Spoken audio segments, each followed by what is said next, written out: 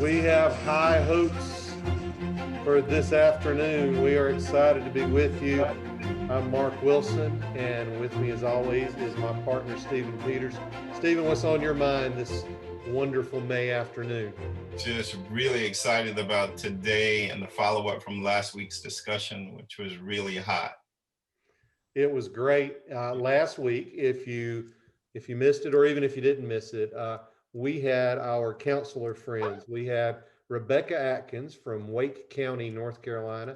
She is the director of counseling services for a very large district in the middle of North Carolina, and Alicia Oglesby. And Alicia is the counselor at a high school in Prince George County in Maryland. And they are the authors of the book, Interrupting Racism.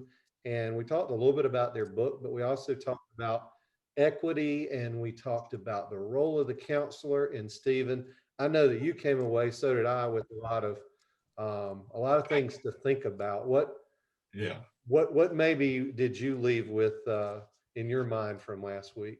Well, still on my mind is the mistakes I made as a sitting principal with my counselors.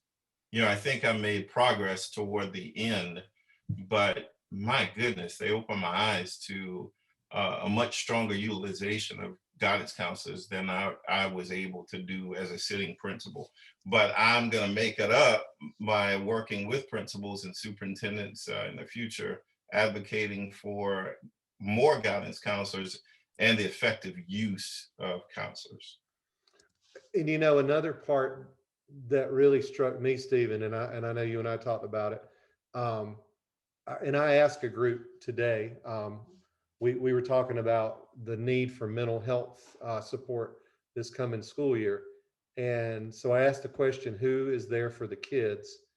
And they all said, the counselors. And I said, so who's there for the adults? And they froze. Right. And you know what?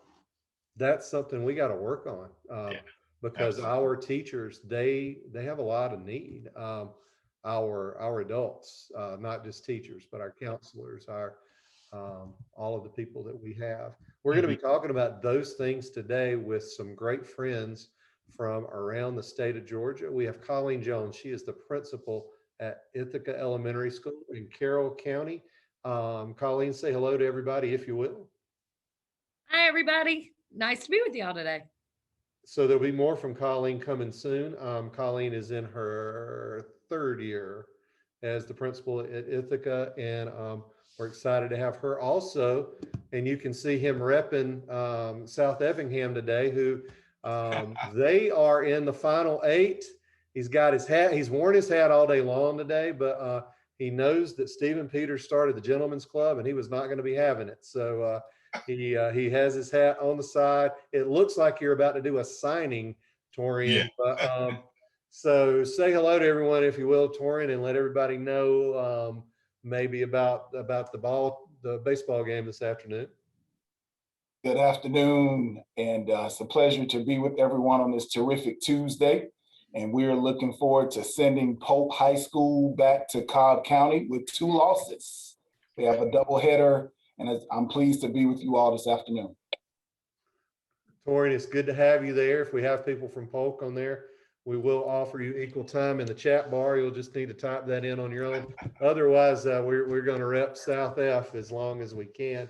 Torian, this is your 7th year as a principal. Am I all totaled, or am I giving? Wow, time has gone by. This is year 9.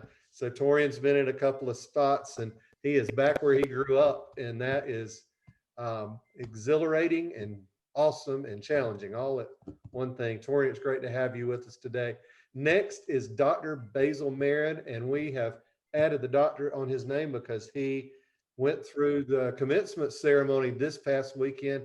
Basil, we're all very, very proud of you. Congratulations. And Basil is the principal assistant principal at Chamblee Charter High School in DeKalb County, and he was recognized as an emerging leader by ASCD a couple of years ago. Basil is Twitter famous, and he is school famous, and he's just a good guy. Basil, it's really good to have you with us today. Dr. Wilson, thank you so much for the opportunity to be on here with this phenomenal panel. When you asked me, I think I emailed you and said, "Are you sure?" I don't think I'm worthy enough to be on this panel, but it's great leadership around here, and I'm excited to be about this All right, dear. conversation centered on equity. All right. All right. I'll see you shortly. Basil, great to have you. And as always, Stephen and I are just really pleased and privileged to be able to offer this work for you. And we would not be able to do so without our partners. This is brought to you by Albany State University and the College of Education. And Dr. Janice Carthon is with us today, and she is the Dean of the College of Education, the Education Leadership Program at Albany State, and their partnership with the Wallace Foundation provides us the opportunity to make this happen. Let's watch a little bit about the Ed Leader program at Albany State.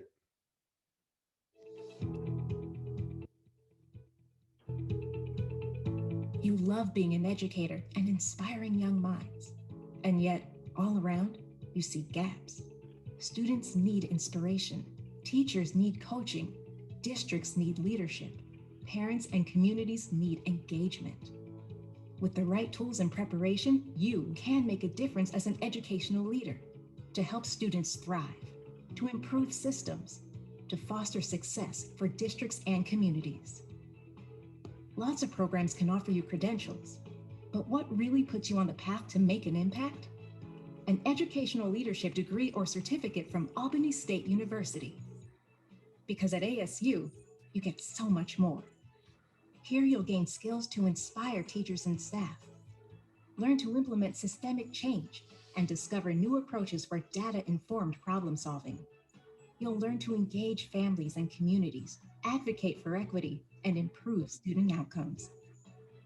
You'll become the high-impact leader that you want to be and that districts want to hire.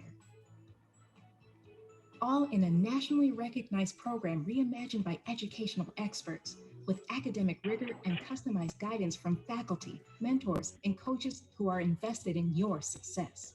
They'll help you reach your goals so you can help others reach theirs. The ASU program combines a year of remote learning with a cohort of supportive peers, plus real-world clinical practice. So you are not just learning, you are leading. Are you ready to make an impact? Learn more about the educational leadership programs at Albany State University and put your passion into practice. Again, thanks so much to Dr. Carthon and to our friends at Albany State, as well as Debbie Daniels, who is our friend from the Wallace Foundation. Stephen, it's time to jump in and to begin talking about what we learned last week and how it relates to our panel today. Take it away, Stephen. So listen, I also want to welcome the administrators and teachers from Hampton Elementary School here in the state of Georgia. Had a wonderful, wonderful last session with them at 3 o'clock this afternoon. They're a special group of educators, so I wanted to acknowledge their presence today on this webinar. And so as we jump in, Torian, Colleen, and Basil, what have we learned about equity during the past 420?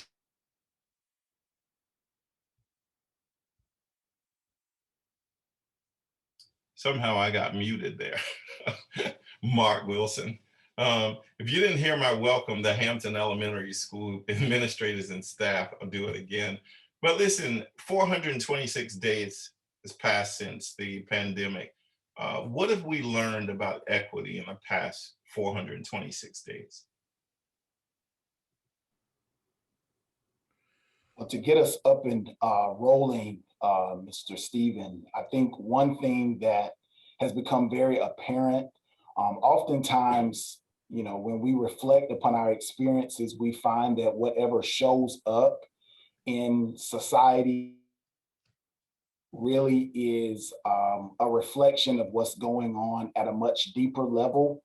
And so as I began to reflect on this idea of what has happened during this time, I think about the masks that we have worn recently.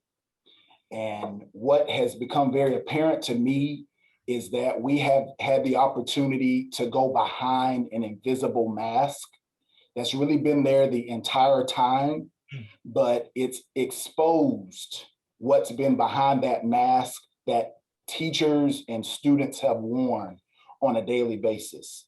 Because for the first time, now we have really exposed some of those differences that our common schooling framework really does not give us a chance to encounter on a regular basis. For example, many of us dealt with this whole idea of should the camera be on or should the camera be off, right?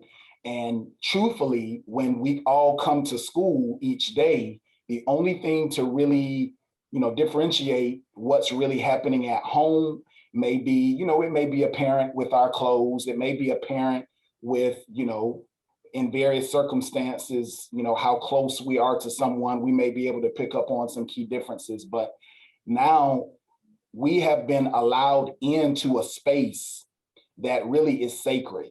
And for some students, they don't want to turn the camera on because now it's going to further acknowledge the gap between their reality and the reality of their peers. And so when they come to school each day, they can kind of mask that very easily and it not be as apparent. So it has really exposed many of those differences as we think about access to the internet.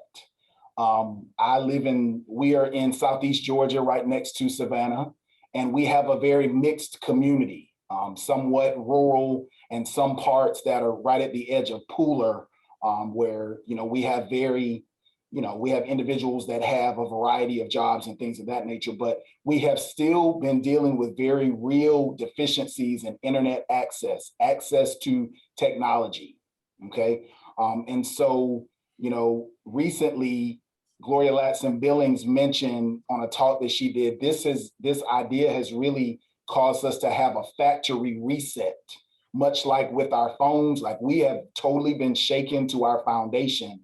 And it's really caused us to think a little bit more deeply about, well, maybe this factory model of schooling really doesn't work for everyone. And so this has kind of exposed some of those deficiencies. So I think it's allowed us behind the mask. I love that. Wow, what a great entry point. Colleen, what are your thoughts?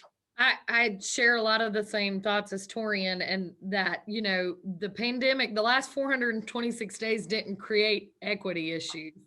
It shined a huge magnifying glass on them and heightened what already existed. So, in a lot of the ways Torian was saying, this is just taking that mask off to what already existed in our education system. And I think the biggest lesson learned is that we have to differentiate how we meet the needs of people. And that goes for students, teachers, our parents. That is all encompassing, and that you can't, the access issues with our parents. It wasn't okay to just say, well, figure it out. And some of us did. And so then there were kids left behind, and there were parents, that had struggled with, how were they going to keep a job and keep kids in school? And, for K2 learning, all my elementary people out there, you guys know this has been detrimental to early learning. And that is something we're going to be addressing for the next several years. You high school, middle school folks, you guys will see these kids as they come to you. So again, I think we just have to think about, or what I've learned the most is, like Torian said, it's not a factory. We have to look at the way we approach situations and people and what they need in different ways. With students, especially with that relationship piece, we have got to meet them where they are and with what they need, because it is different than it ever has been. Thanks for sharing that. Dr. Marin. Wow, as I'm sitting here really reflecting on really what our roles have been, no matter whether we're a superintendent, whether we're a principal, whether we're a para, if you all understand the study of ACEs and really how everyone gained the ACE during this time, no matter who you are. And we know students who are our most vulnerable students come to us with those ACEs, and the more ACEs they have, the more they have to really work to be able to reach the general curriculum. So if you haven't looked at the work of ACEs, please look that up and do some research. But as my colleague said, these inequities, you all, are not new. And I must really take a pause on that. They are not new because they've been there. As Dr. White said, the mask has been there. And so how do we help students to really get through some of these things? And that you see them listed there on the screen. They have so many things students are going through before they're able to access the general curriculum. But some of the things, as was already been said, the one-on-one, internet access, household support. Some students are coming to school as a safe haven, and that was ripped from them when they now were trying to create a connection, as Colleen was saying, through a Zoom screen. It's difficult to do that.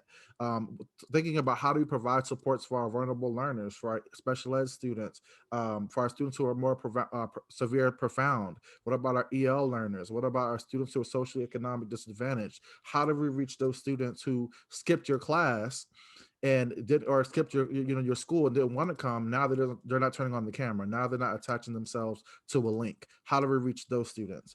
So those are things that I've been really looking at and understanding that for some people, you all, these inequities they didn't believe they existed. I'll be honest. Based on how you were raised, based on how you came up, that's your belief system, your bias on what you're doing or how you're operating as an educator. So for you, it wasn't personal. There's a reason why Lifetime, the channel of Lifetime, is so successful. You go through all the emotions on the movie, right? And then you cut it off and say, okay, that's done. And you go live your life. I must take it a step further. If I go to Whole Foods, Walmart, I cannot turn my blackness off.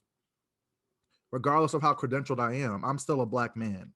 So how do we help these students to be successful, right? They can't turn off their disabilities. They can't turn off their challenges. They're still there. So how do we make sure we reach them for where they are? And the last thing I'll say, I've really been holding true to this whole time has been the state superintendent's memo of compassion over compliance. We got to be compassionate for our students and meet them where they are. Why are we doing what we're doing? Just to be compliant?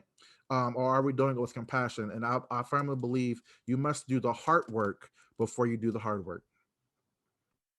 Wow, now you see why these three have been chosen as a follow-up to last week's webinar. And, a couple things. One, we have discovered that the needs of our students are not singularly academic. We know that they are emotional and social as well. But one of the things that trigger my thoughts listening to you all is the fact that poverty is not a disability, but it can become disabling if left ignored. And I think, Torian, you mentioned the mask. I think that's what the mask did. It helped us ignore things that we knew were beneath that mask.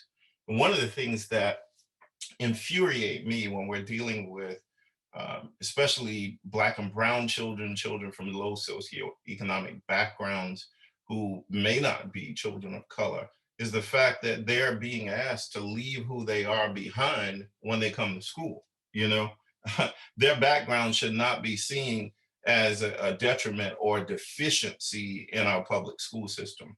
And so I'm hoping that these last 426 days have unearthed the possibilities of what public education can be, because we are more than aware of the needs of our children. And that's what equity is.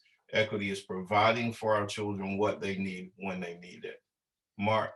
Stephen, we want to hear from, and I want to say this as we move towards the end of the year. What a wonderful group of people that we have been able to be with, and we have so many people who are regulars there. I mean, I look at them and I expect to see you here because you always come. I'd love it if you would join us in this conversation in a little deeper way here today. If you'll use the cues on your screen, and you can use your phone to text Mark Wilson 520 to that number. You need to text it once, and then you can text your message after that. That's to 37607. If you'd rather use your computer, it's at pollev.com/Mark Wilson 520.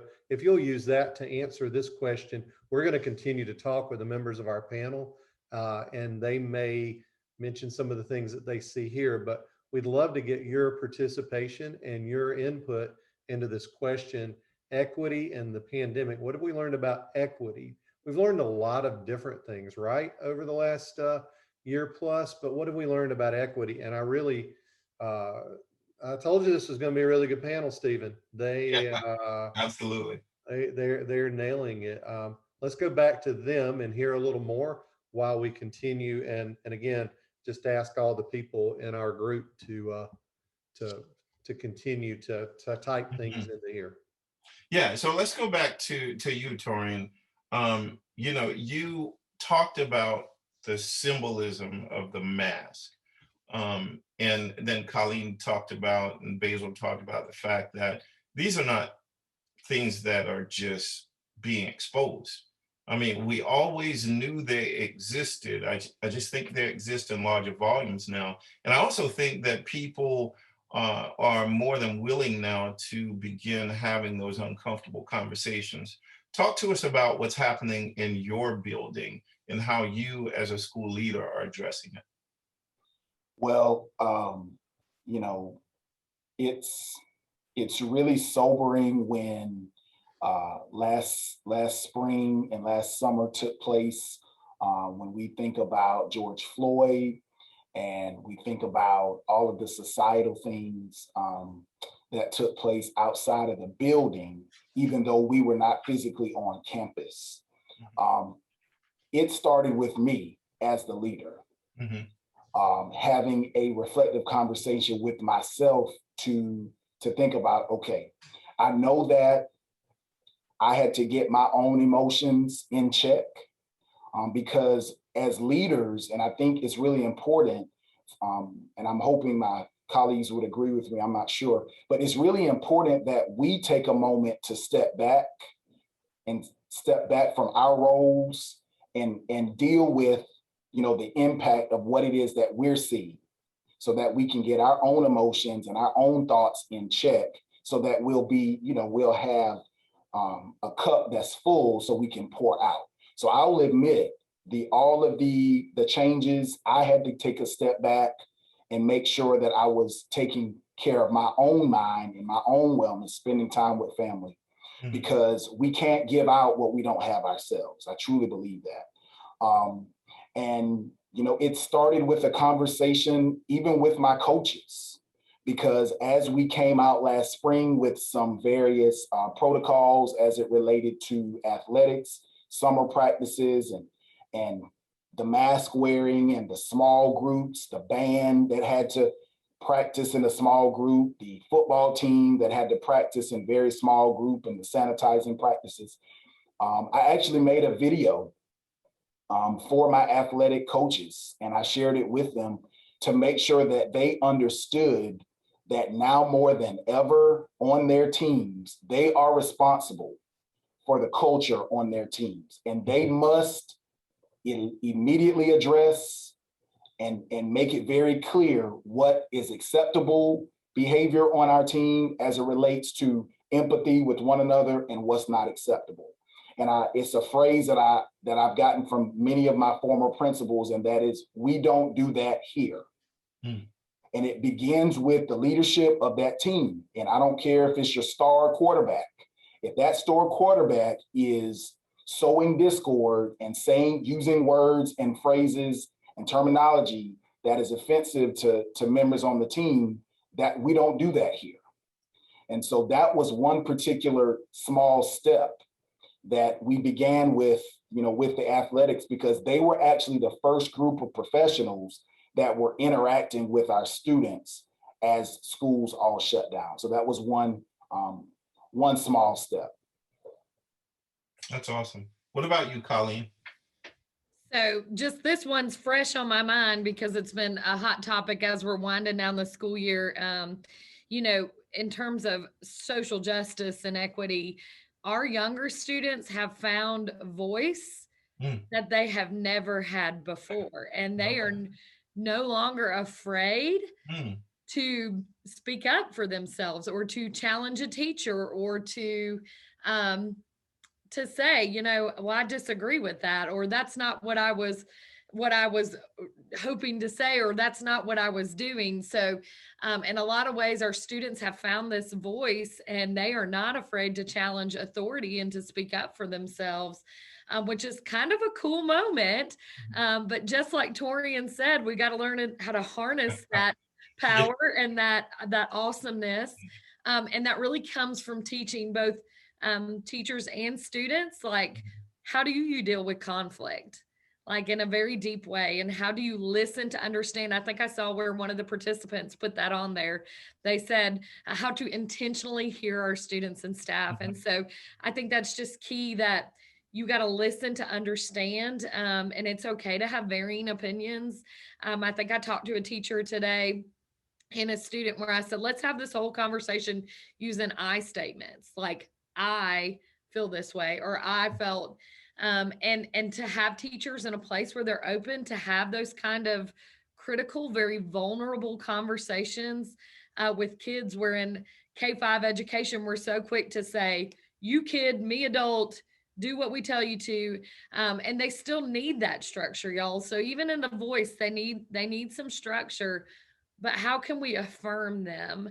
How can we let them know that they also have power in that? So I think that is one thing that I'm learning and has just kind of bubbled to the surface, especially as the year is ending.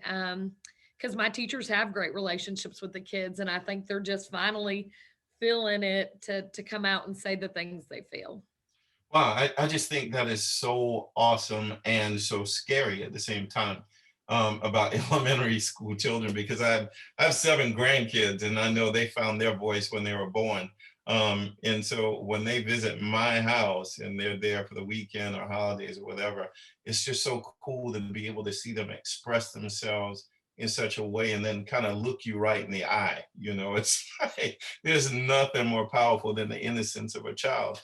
And It so, often comes across as disrespect to, right, especially to right. older teachers. Yeah, and they just kind of stare you down. So Mhm. you've got a job, you've got one more thing to do at your school, and that is to set that culture so that that expands, that you empower them to have that voice, but within the certain parameters of what happens at school. So, Dr. Marin, what do you have on the subject?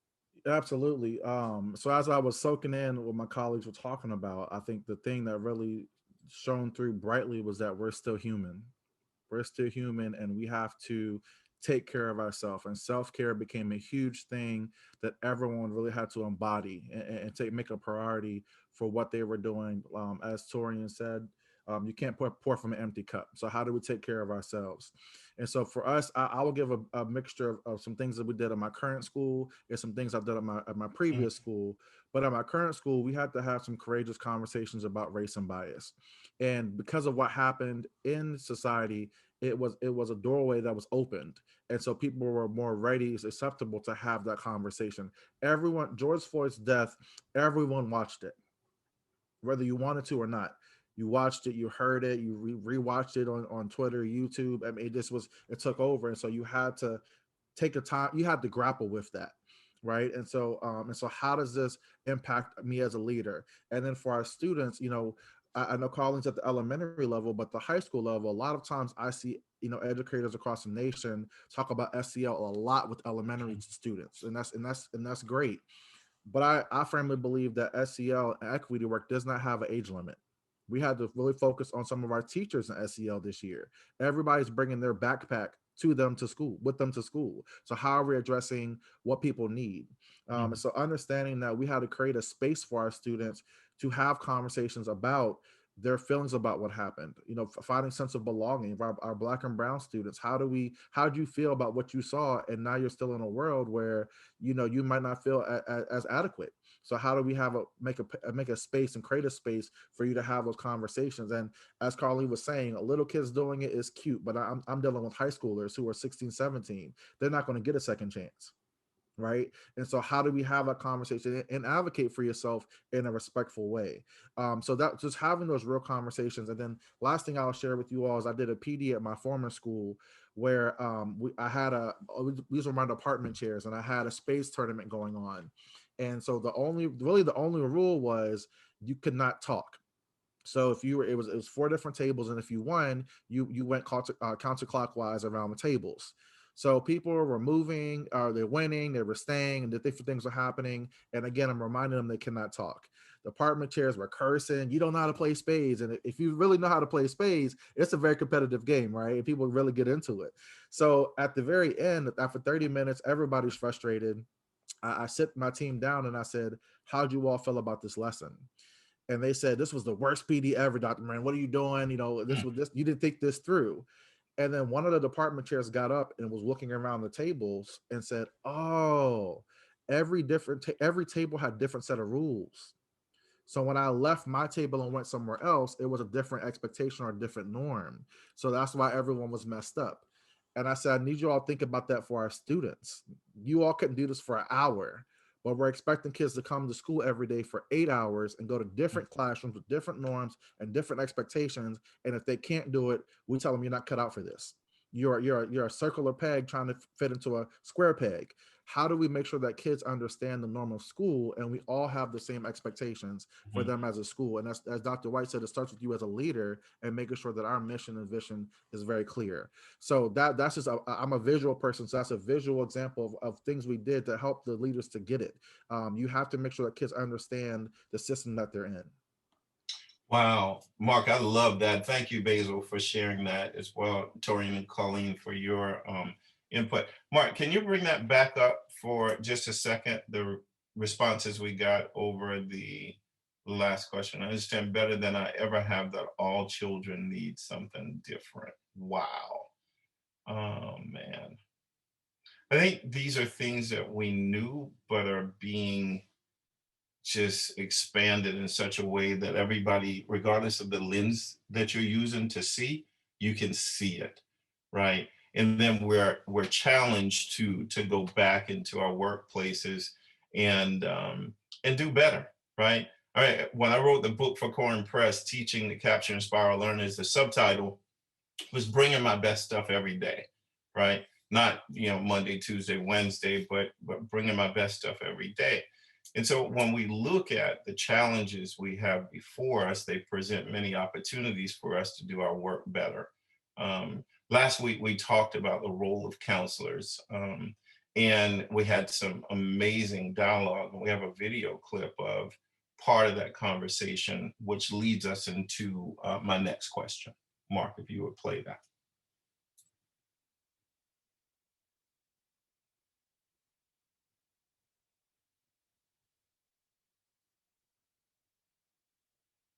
The number one thing that I would want to see, I am a licensed administrator, though I work in central office now, I would want to see my counselor have is high visibility. So I want them out and about in the school. When I meet students who go to school in the district where I work, the first thing I ask them is, "Oh, I know your counselor," because I know all of them.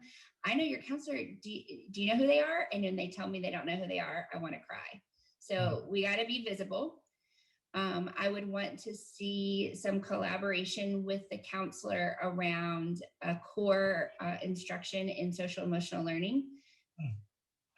Hopefully not only provided by the counselor. I don't like it when I see counselors being put in the specialist rotation, because you only have in elementary 1, maybe 2. I've heard of 3, but I've never personally experienced that counselors, licensed school counselors in your building. And so when they're doing things that people who aren't licensed school counselors can do, the first thing I wonder is that the best use of this resource? I would want to see that after I have a really solid plan for core instruction and social emotional learning, that I'm also looking at what does the data tell me around supplemental and intensive interventions for students. How can we support students in being successful learners through small groups, individual counseling, kind of using data to identify student need. And then there's always responsive need. The kid who watched their mom get arrested last night, or their parents got in a huge fight. There needs to be flexibility in their schedule, which is why I don't love the specials thing, or electives, or whatever you call them in your area, art, music, PE type class. because when we lock our counselors down in a really specific schedule, it makes it hard for them to be able to triage the need every morning. So there's got to be some flexibility in their time. And then I also would want to see counselors building that bridge between home and school by having really great communication with parents, not just when there's a need, but all the time. And sometimes this is done in collaboration if you're lucky enough to have a social worker as well. I've often worked in a situation where we had very limited social work support, even though we had a very high student need. And so I was doing a lot of food bank phone calls and calling churches trying to find rent money and things like that. So, you know, hopefully you can kind of work in tandem if you're lucky enough to have a full student support services team. Wow. So my question was, you know, what are your top 5 roles for counselors in schools? And she went through hers, which were profound, I think, in a sense. So, you know, what role do school counselors play in the 2021 school year? What's your take on that? I'll jump right in there. So my counselor does a lot of teaching, just like the video you just saw. So we do have her as a part of a schedule where she does lessons with the children on restorative practices, circles of control, choices.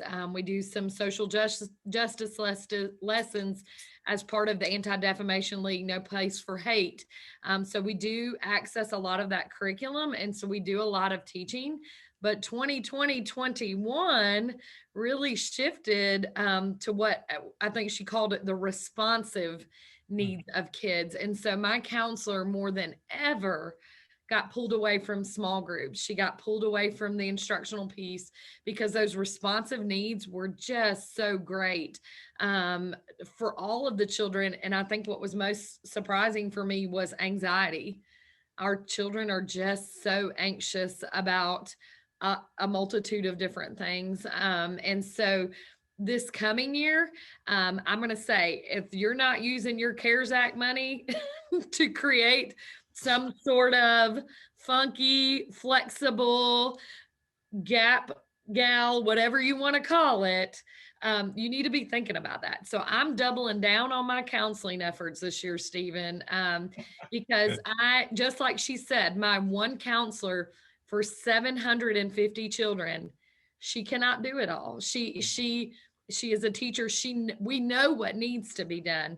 It's just we don't have the manpower to do it. So in these next 2 years, as we try to bring better equity to our kids, I'm getting another person in here to help me do that. Don't call it a counselor though on your CARES Act, but I think being innovative and finding a way to get somebody in who can really handle those responsive needs of children, and then having somebody to help with the learning piece and the small groups is where I'm headed this coming school year.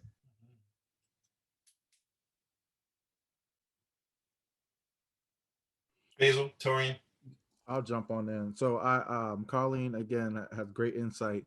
For me, again, at the high school level, I said the biggest thing for me is looking at the access piece, giving kids access to what they need. Small story. When I was in high school, I went to my counselor to get the SAT waiver. Because my mentor was telling me about that. Both of my parents are both from the country of Belize. They're not from the United States. And so I didn't know because my parents didn't know. And so I went to my counselor to get this paper to get the exam for free. And as the counselor is handing it to me, she says, Basil, I have a good friend who works for corporate McDonald's. He makes 6 figures and he didn't go to college. So for students not going to college, you don't necessarily need to fill this out. Wow. Goes back to that bias I spoke about at the very beginning, and you know how many kids are going through that. I strongly believe at the high school level, it kind of starts in middle school. Kids are tracked. They're tracked in a certain way, and I firmly believe that educators are gatekeepers as well. Teachers, administrators, counselors, with their own biases that they keep kids from going to certain places. So for me, access is so huge, and that will kind of be a beautiful segue into college and career readiness. Students who are going to college, as a part of their plan, we continue to support them. Kids who want to go to a career pathway, we let them know what pathways are there for them to be able to succeed. With this year specifically, as Colleen was saying, I have really, and I'll say this personally, have a grown awareness for mental health, especially in the Black and brown community. We got to do better, because my mom used to tell me, boy, you just tired, go sleep. Right. And we just think we can sleep it off. We don't always believe in medication. We might not have the finances or the wherewithal to go get medication, to have insurance, to go get what you need. And that all comes back to access. So that just having counselors be the mental health advocates, I've seen a huge spike in that. And then this last piece I'll talk about is just graduation. I am at the high school level, so that is something we speak about all the time. But I'd say, as Colleen said, tying in the gaps. A lot of our students this year, especially our EL population, are very transient. They're really struggling. And so when we talk about graduation, that could be, again, the passport, the gateway for anything moving forward. So making sure that our graduation is going to stay, continue to grow. But I think a lot of schools across the nation are going to see a dip in graduation rates. And so how do we continue to stand in the gap and give kids what they need? And Dr. Martin, I'm going to jump in on that too. I taught middle school and I was in a high school for a little bit too. Okay. Our counselors at those levels wear so many hats. They're over the testing, they're over the scheduling, they're over the this, and they are so trapped in their office. So just using the resources to put more people out there for our older students, I think is just critical, because either that, or as leaders, we've got to shift some of those hats to different people to let them be the lead social emotional learners and advocates in our schools. That's amazing. Mark, I'm going to toss this third question over to you. We need to get Torian in on this one though. Torian? Colleen went first, sorry. Okay. Just very quickly, two particular things. We, in our school district, we were in school and we also offered a virtual learning option. And so one of the ways that we were collaborating with our counselors were to do those regular checks on our virtual learners. Like I put my lead counselor in charge of it. And I said, use whoever you would like to use. So she split up the list of the virtual learning students. We involved our secretaries, we involved our media paras. We involved a group of office team members. And even even one of those professional development days where maybe our paraprofessionals they had already been to their PD and they had a lot of extra time. They split that list up, they call those kids, they call those parents, they talk to every single one of those kids each 9 weeks, because there was so much going on at home. And our counselors really had a heart for trying to figure out what's going on with these kids who are not logging in or performing up to par, or even those virtual learning students who are doing well academically, what's really going on with them. And secondly, our district support has been very instrumental in collaborating with external agencies and bringing some of those external agencies, partnering with them for that external mental health support. So that's been one key priority that I know is going to be more available in our district. I've seen it work really well in previous districts where students can, go through the paperwork and the process with the parent, get the permission. They have resources for students that have insurance and those that don't, but they can actually conference with that student on site. And so I'm really excited about what that may offer next year. Torian, thanks for that. And those pieces, Stephen, really kind of connect with what you and I have been thinking about all week since we had Rebecca and Alicia on, is that next year is going to be a year where we really need to administratively connect with our counselors. And shame on us if we have them doing testing or duty or anything that's not counseling. Shame on us. Speaking of next year, Stephen, thanks for bouncing to me on this. I want to ask all of our participants, you can't do this one on your phone, friends, because the technology requires you to toggle these things to put them in order. And so if you'll use the web-based part of this to answer, but while you're doing that, I'm going to ask our esteemed panelists to weigh on this. And Basil, we're going to let you get first crack on it. this time, but let me share with everyone. These are things that Stephen and I have heard people talk about as the priorities for next school year. You've heard them, we've heard them. Catching students up academically. I guess I could have put COVID learning loss if you would preferred. That's something people talk about. The socialization and the social skills of our kids, even where we had a lot of kids in school this year, we had a lot of kids not there as well. Or we had kids, as Torian talked about, behind masks that opened up the mask that they had always been hiding. The well-being of our teachers, Basil mentioned that earlier about self-care as well, and then mental health issues, which you all talked about this last time. There are going to be some lingering issues, y'all. I know that we throw PTSD around too often as a term, but there are things that have to come to bear. We have a lot of grief that we haven't sorted through. And it's going to be in our schools, y'all. Stress, anxiety, trauma, and then finally the last two pieces. There are a lot of people who want to get things back to normal. There are a lot of people who are like, this is the time to innovate and adapt. Basil, I hope I've given you plenty of time for you to put your thoughts together while I threw that out there. And so take it away, and then we'll go from you to Torian and then to Colleen, and then we'll go back to Stephen to wrap us up. Basil? Yeah, so I hope my superintendent is not on here, or future supervisor, because what I'm about to say they're not gonna want to hear. And I'm to be honest, because as educators, you always want to hear, oh, we got to catch the kids up academically, but that cannot be our first priority. We have to go back to home base, and you always say in education, you got to get back to the idea of relationships and making sure that people are okay. Right. And so we talk about students' well-being, teacher well-being, that has to be our priority. Looking at socialization and skills of students, or, are they equipped and have what they need to continue to move forward? And then I would say, being innovation and adapting. I mean, that's what a lot of these kids, a lot of educators have gone through, and that's a skill that we're going to need to continue to build upon. And I think once we have touched all those areas, getting back to academics will fall into place. But we can't start steering the ship with just, oh, we got to get academics back on course, which is, yes, that's the heart of what we do, but that can't be the sole vision. And I think many school divisions are going to be in a conundrum if that's how they're going to start off a school year. You can't start off in that place. Yes, that's what we have to get back to, but I would say make sure our people are okay. Make sure that we people are in the place to, as Dr. White said, kind of hit the reset. Now, I'll say this: what is the reset going to look like? Because we can't go back to what was. I see here one of the things was, I think it's a getting back to normal. What's normal? I believe there also have been some COVID blessings. There's some things we've learned from COVID. And so what are the things that we've done to be innovative and to adapt that we could continue and keep as we move forward in education? We've been behind.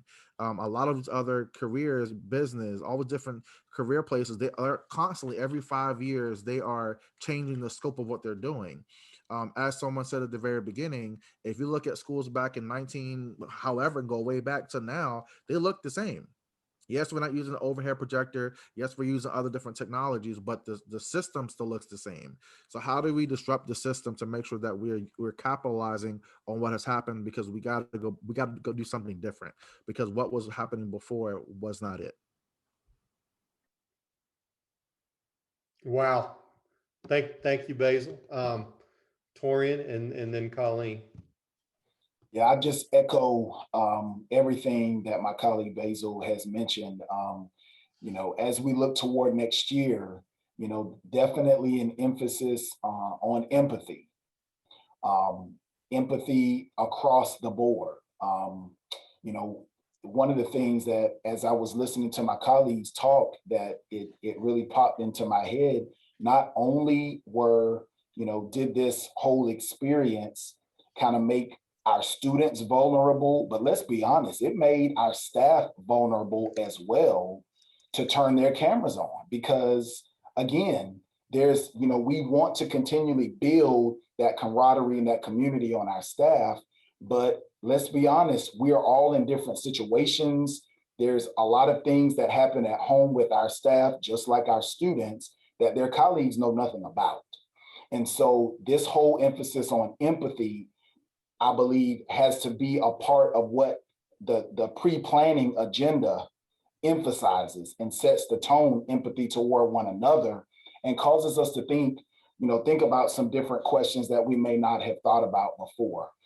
Secondly, I would just add, I'm sure, with our team members that are joining us today, there's a variety of models for schooling this current year. Some people may have been virtual the entire year, or someone may, have a blended approach. But what are we going to do specifically in an equitable manner for those students who were virtual this entire year?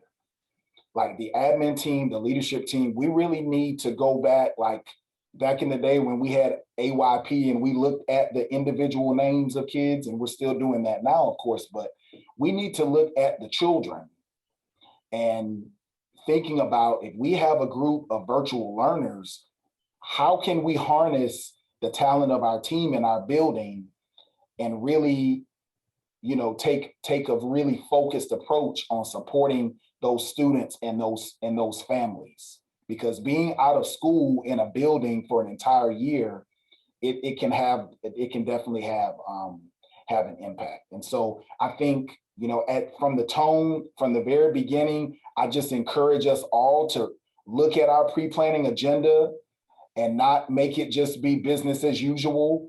Maybe we need to have some of those summer conversations with some of our supervisors and say, okay, tell me the bare minimum that I have to do so that I can leave a little bit more time to really, really let us just kind of take a pause and really examine what we've been through. And so hopefully we can have those conversations because, we know we have to meet district expectations, but it's really, really important that now we need our district team members as well to kind of take all of this into consideration as we dive into the new year, because this is a new year, but it has different needs.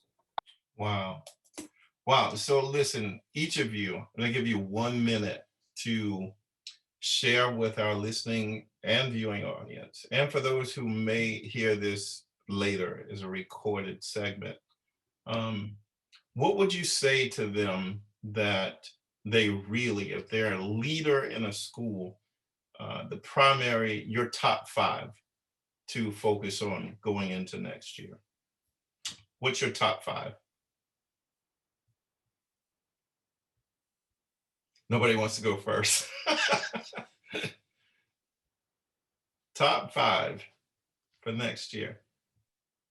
Colleen, you might want to grab that maybe and just kind of cover your thoughts on this.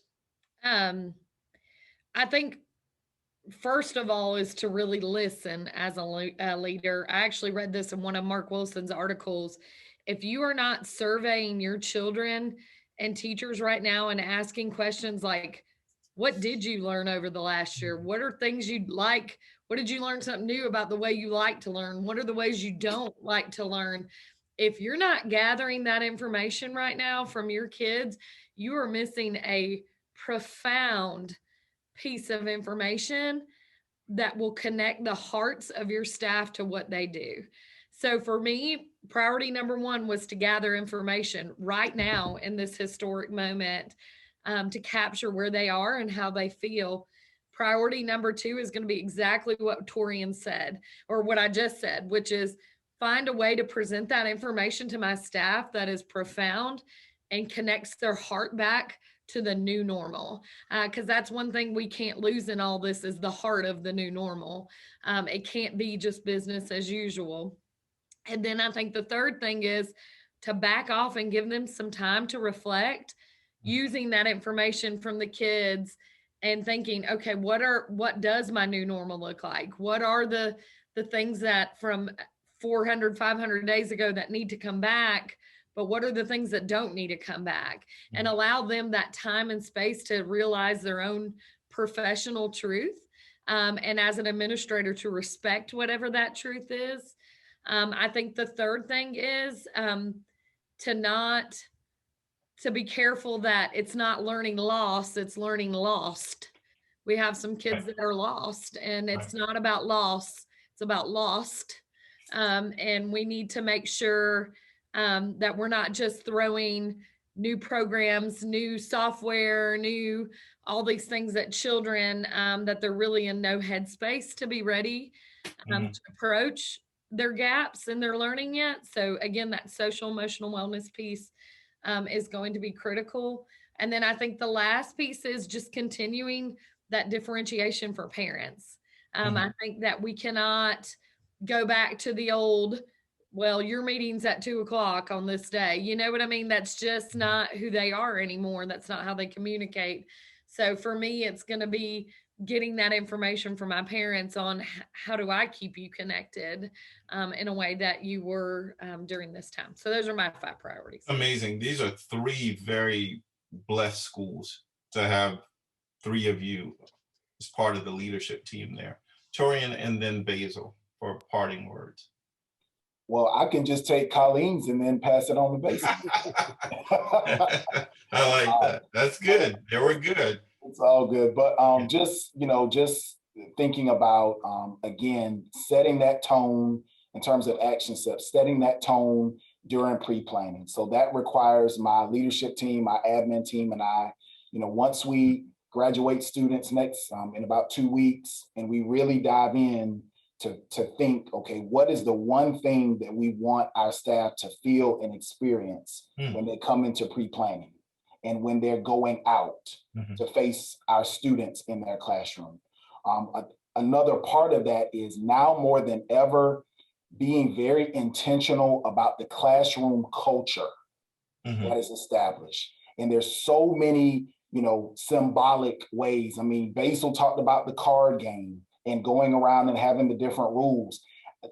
Something that's been evident to me is I can go into your house and there's a distinct culture in your house. Some people want you to take their shoes off. Some people don't ever put your feet up on the table. Those types of real, actual examples, as Colleen mentioned, to hit them here and let them think, wow, what type of expectations do I have for my students? Thirdly, I think the emphasis on who was not here this year. In some way, shape, or form, how can we make sure that we build particular community with those students and those parents? We may have to get in our Staying Mobile this summer and go make some home visits with our social worker to all of our students who were virtual this year. Like, that's something that we're planning to do and look forward to, because we got to reestablish that connection and make sure they have all the information that they need. And just continuing to use, as you all mentioned earlier, thinking about how we use our counselor and our social worker. Our social worker has been phenomenal and has really shined this year in ways that, prior to this, people may not have even recognized, how valuable of an asset that she is. So those would be the things that I would offer. Dr. Marin. Try to do this briefly. Again, you hear a lot of the same sentiments, but again, that pre-planning is key, to be intentional about what we're doing for pre-planning.